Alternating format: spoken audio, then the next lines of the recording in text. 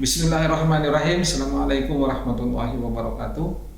Innal hamdalillah nahmaduhu wa nasta'inuhu wa nastaghfiruh wa na'udzu billahi min syururi anfusina wa min sayyiati a'malina. May yahdihillahu fala mudilla lahu wa may yudlilhu fala hadiya lahu. Asyhadu an la ilaha illallah wahdahu la syarika lah wa asyhadu anna Muhammadan abduhu wa rasuluh. Pendengar yang budiman, kita berjumpa lagi. Pada pekan ini kita sudah masuk pada bulan suci Ramadan yang ketiga. Ya, kita bersyukur pada Allah Subhanahu wa taala yang masih memberikan kita kekuatan iman dan kekuatan Islam. Yang mudah-mudahan kekuatan ini terus kita punya sampai dengan kita selesaikan kita punya puasa selama 30 hari ke depan. Dan mudah-mudahan kita ini finish, kita menjadi orang-orang yang bertakwa kepada Allah Subhanahu wa taala, orang yang paling cinta kepada Allah Subhanahu wa taala. Kiranya tidak ada yang lain yang untuk harus kita bisa membuat kita itu punya prestasi di hadapan Allah kecuali hanya menjadi orang-orang yang takwa. Salawat dan taslim tercurah kepada junjungan kita Nabi Allah Muhammad sallallahu alaihi wasallam. Nabi akhir zaman, tidak ada nabi dan rasul setelahnya. Pekan yang lalu saya masih sudah menjelaskan tentang satu bab di dalam kitab ini, namanya muraqabah, yaitu mendekatkan diri kita kepada Allah Subhanahu wa taala. Dan pekan ini pula saya lanjut dua hadis yang ada kaitannya dengan pokok-pokok bahasan yang sebelumnya, yaitu bab tentang muraqabah. Dan ini korelasinya dengan sangat erat dengan kita punya puasa yang sedang kita laksanakan.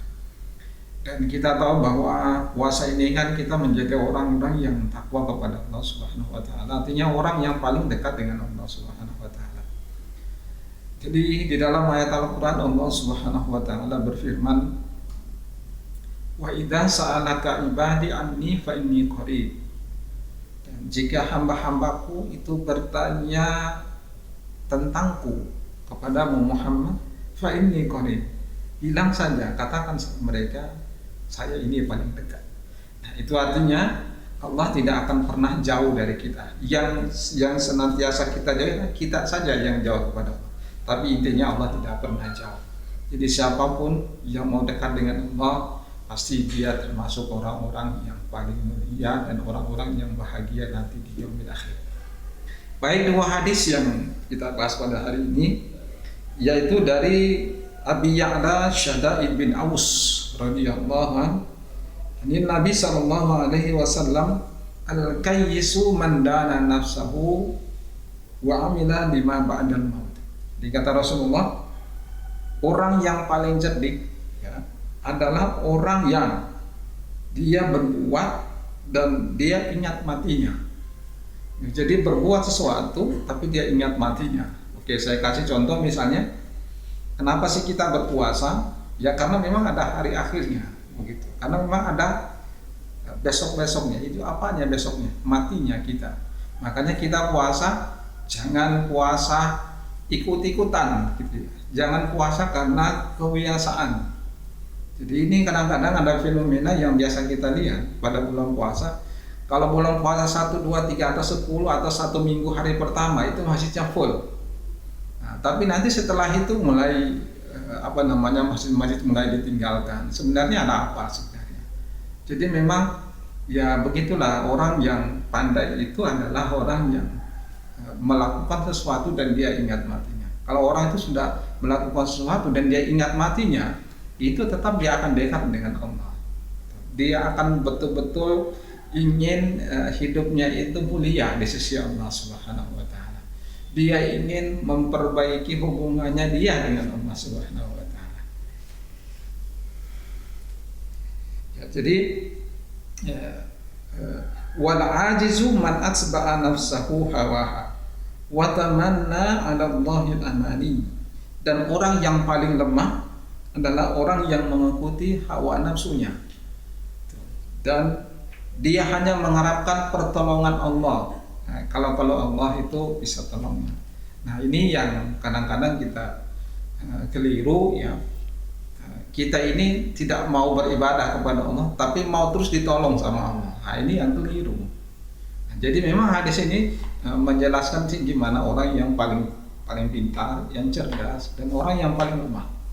Jadi orang yang paling pintar melakukan sesuatu, dia ingat matinya, ada hari besoknya. Saya kasih contoh misalnya lagi, man kana yu'minu billahi wal yawmil akhir falyukrim dhaifa.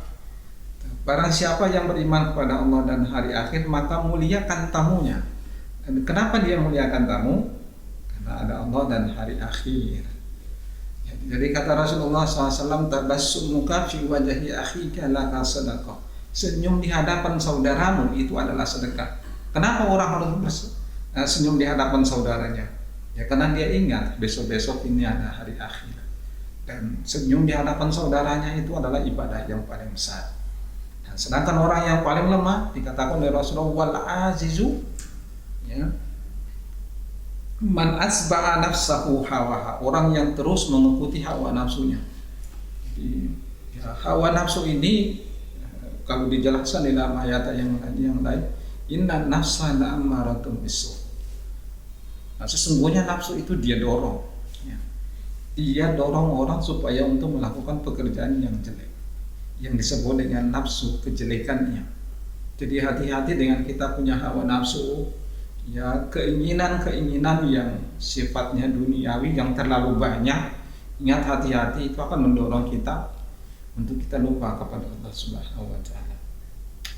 Ada di dalam hadis yang lain kata Rasulullah SAW, fattaqud dunya wattaqun nisa.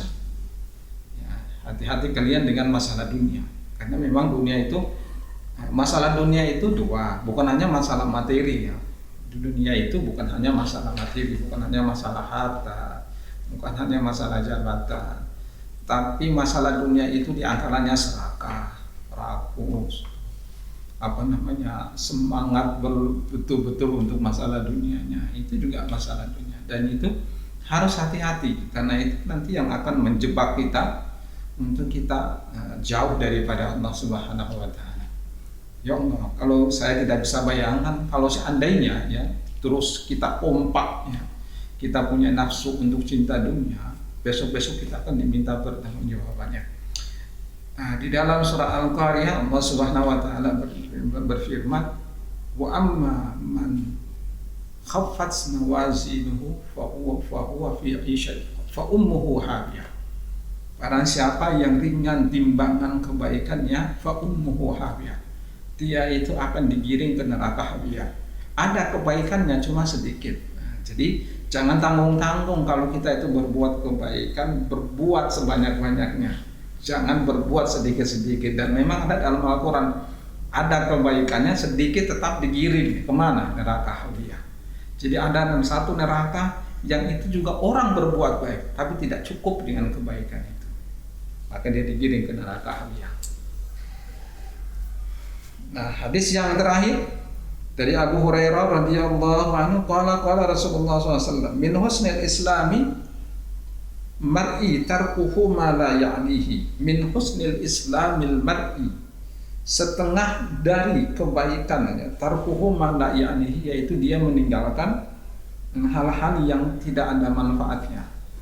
Ya, saya kasih contoh. Ini kalau bulan puasa, ya, orang itu ngabuburit, ada istilahnya ngabuburit. Itu sore-sore itu orang seharusnya kalau ngabuburit menghabiskan waktu untuk tunggu berbuka puasa, bagusnya dia baca-baca Al-Quran. Kalau ngabuburitnya hanya dengan motor, jalan sana, jalan sini, nah ini yang disebut dengan dalam hadis ini, min husnil islamil mar'i tarkuhu ma la ya'nihi.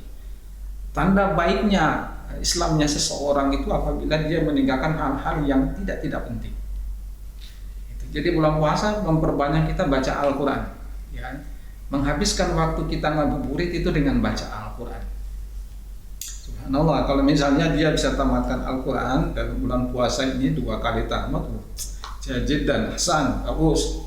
Ya syukur-syukur kalau dapat 1. Ya syukur-syukur kalau tidak pun nanti setelah bulan puasa dia harus selesaikan dia punya tunggakan 30 juz.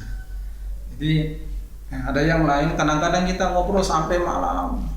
Di saat bulan puasa itu orang jarang habis tarawih, Lalu kemudian dia tidak manfaatkan waktu untuk baca Al-Quran atau zikirnya kepada Allah, ngobrol sampai dengan waktunya sahur. Bayangkan berapa jam yang sudah dia habiskan, Masya Allah. Ketemu dengan Allah yang hanya 1 jam, setengah jam dianggap paling sulit. Tapi kemudian yang ingat bahwa yang sulit itulah yang kemudian nanti membuat kita itu lebih mulia di sisi Allah. Kita bertahan ya, hawa nafsu kita jangan sampai terpancing. Cintanya kita kepada Al-Quran. Di bulan puasa ini memang harus banyak baca Al-Quran. Yang kedua banyak berdoa kepada Allah Subhanahu wa Ta'ala. Kapan yang kita itu setelah tarawih kita baca Al-Quran, baca, terus waktunya istirahat kita istirahat. Nanti di malam hari sambil menunggu sahurnya kita baca lagi Al-Quran. Besoknya lagi di waktu pagi kita siap-siap ke kantor, sisihkan waktu untuk kita membaca Al-Quran. Memang bulan puasa ini dipakai untuk terus beribadah kepada Allah. Diperkecil kita punya ruang dunianya, karena kita punya ruang dunia sudah lebih daripada cukup. 11 bulan, bayangan 11 bulan mau kurang apa lagi. Lah 1 bulan ini kita pakai untuk beribadah kepada Allah. Saya kira tidak sulit. Mari kita ubah ya, kita punya pandangannya, caranya untuk kita dekat dengan Allah Subhanahu wa Ta'ala. Saya kira demikian. Makasih. Kita lanjut lagi minggu depan dalam topik yang berbeda. Assalamualaikum warahmatullahi wabarakatuh.